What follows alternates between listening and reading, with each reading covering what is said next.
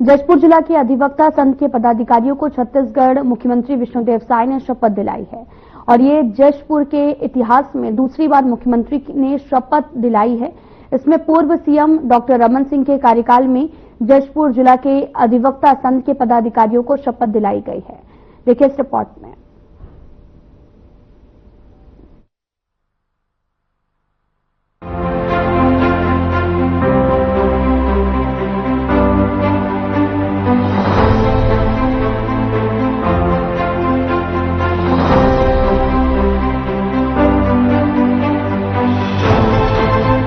जशपुर जिला के अधिवक्ता संघ के पदाधिकारियों को छत्तीसगढ़ के मुख्यमंत्री विष्णुदेव साय ने शपथ दिलाई है। ये जशपुर के इतिहास में दूसरी बार मुख्यमंत्री ने शपथ दिलाई। इससे पहले पूर्व मुख्यमंत्री डॉक्टर रमन सिंह के कार्यकाल में जशपुर जिला के अधिवक्ता संघ के पदाधिकारियों को शपथ दिलाई गई थी। मुख्यमंत्री अपने प्रोटोकॉल के अंतर्गत निर्धारित समय की जशपुर कोर्ट प्रांगण में जिला अधिवक्ता संघ के कार्यक्रम में शामिल हुए।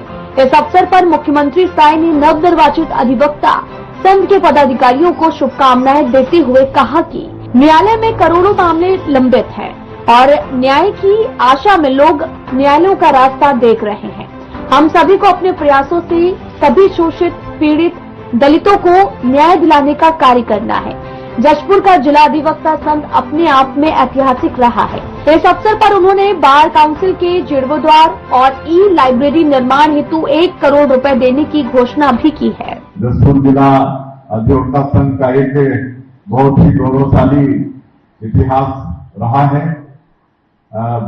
आदरणीय भारत चंद्र काबरा इस अधिवक्ता संघ के प्रथम अध्यक्ष नियुक्त हुए हैं। आज मैं उनको प्रणाम करता हूं। बहुत ही बड़ा नाम अधिवक्ता के रूप में उनका था और इस अधिवक्ता संघ में पूज्य बाला साहब देशपांडे जैसे विद्वान वकील भी थे, जिन्होंने अपने जीवन भर गरीब दुखियों के लिए और निःशुल्क कई लोगों का केस लड़ा और पूरे देश के हमारे जनजाति समाज के विकास के लिए वनवासी कल्याण आश्रम की स्थापना की और आज वनवासी कल्याण आश्रम पूरे देश में जो आज जनजातियों की आबादी 10 करोड़ से ज्यादा है, आज सैकड़ों प्रकल्प के माध्यम से जनजातियों की सेवा ये वनवासी कल्याण आश्रम कर रहे थे।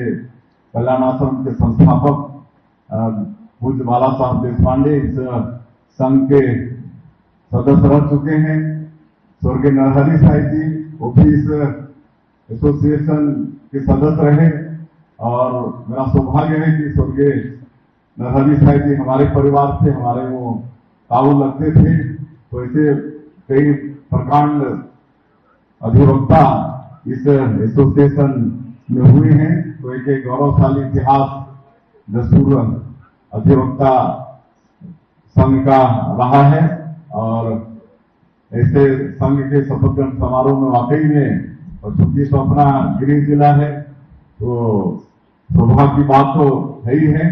और आज जैसे मैंने कहा कि बहुत लोगों को जरूरत है, आज हमारे देश में करोड़ों करोड़ों केस पेंडिंग है। कार्यक्रम में मुख्यमंत्री के पहुंचने पर कई अधिवक्ताओं ने अपनी मांगों को रखा, जिसके सुनने के बाद मुख्यमंत्री ने 85 लाख की बजाय 1 करोड़ की राशि की घोषणा की है, जिसमें लाइब्रेरी और नए भवन सहित अन्य जरूरी आवश्यकता पूरी की जाएगी। देखिए, माननीय मुख्यमंत्री महोदय का जशपुर जिला अधिवक्ता संघ से बहुत समय से उनका लगाव रहा है, हमेशा आते रहे हैं।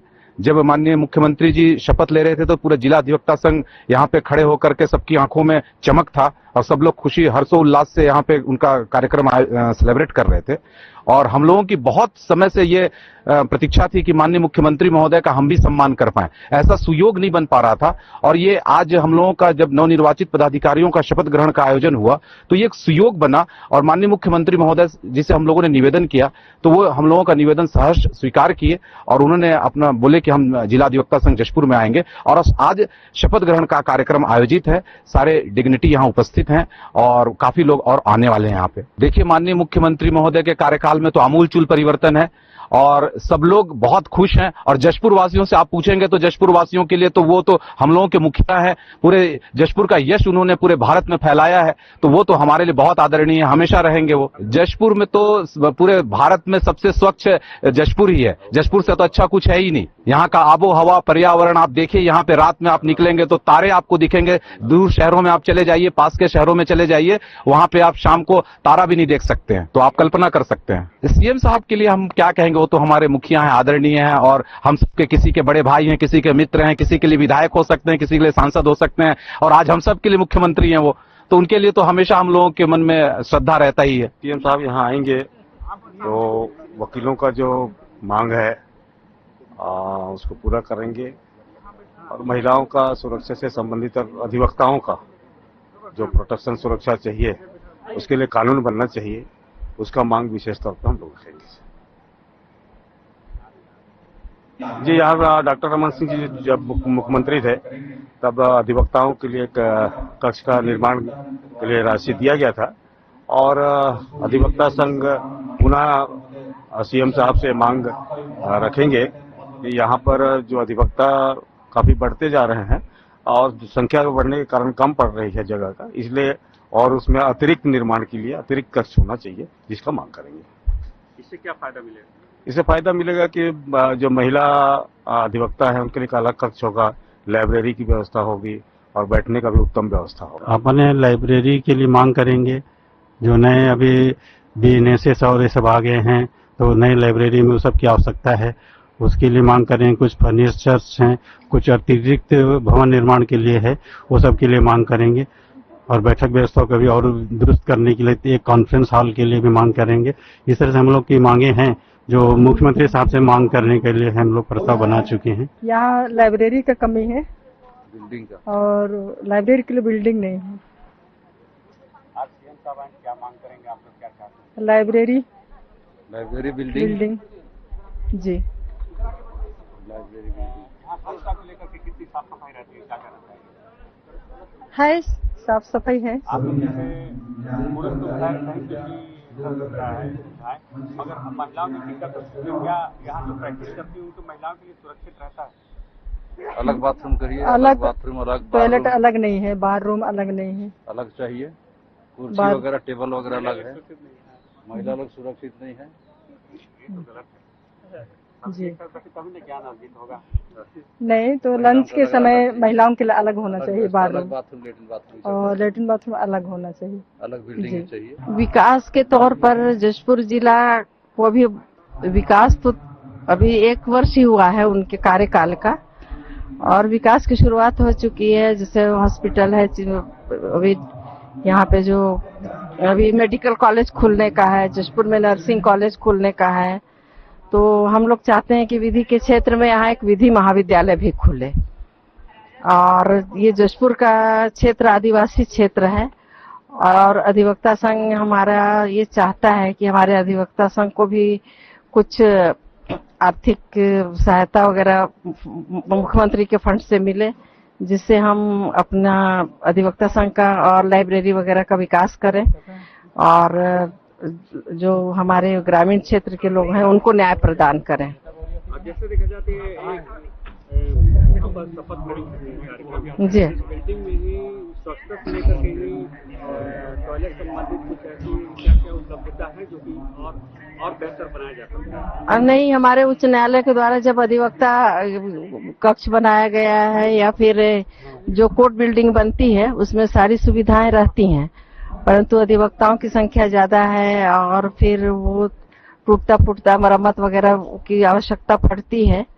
तो और हमारा बार भी जो है ये बार हमारे पूर्व मुख्यमंत्री रमन सिंह के फंड से बना हुआ है, और जिसके भी उसके भी विस्तार की आवश्यकता है अभी। तो कहने मतलब महिलाएं सुरक्षित महसूस करती हैं? हाँ, महिलाएं सुरक्षित हैं यहाँ पे, हम लोग अधिवक्ता लोग हैं और जो क्लाइंट आती हैं वो भी सुरक्षित हैं, शौचालय की व्यवस्था है उनके लिए भी। आज सीएम साहब आए, खास क्या अनुमोदन रहेगा, मांग रहेगा? मांग हमारा यही रहेगा कि जो रमन सिंह जी हमको जो बजट दिए थे अधिवक्ता संघ बनाने के लिए, तो अधिवक्ता कक्ष के लिए, तो हमारी संख्या बढ़ी है, तो उसके विस्तार के लिए और उसके मरम्मत वगैरह के लिए हम कुछ मांग रखेंगे। और लाइब्रेरी के लिए सभी राज्यों में अधिवक्ताओं को जो वृद्ध हो जाते हैं उनको पेंशन मिलती है, मृत्यु उपरांत भी कुछ राशि मिलती है, जिसकी व्यवस्था हमारे छत्तीसगढ़ सरकार में नहीं है। विशेष रूप से हमारी यही मांग रहेगी। इस प्रकार नवनिर्वाचित पदाधिकारियों की शपथ दिलाई गई। इसके साथ ही न्याय व्यवस्था को सशक्त बनाने के साथ गरिमापूर्ण रूप से समाज सेवा करने का संदेश अधिवक्ताओं को दिया गया है। Bureau report.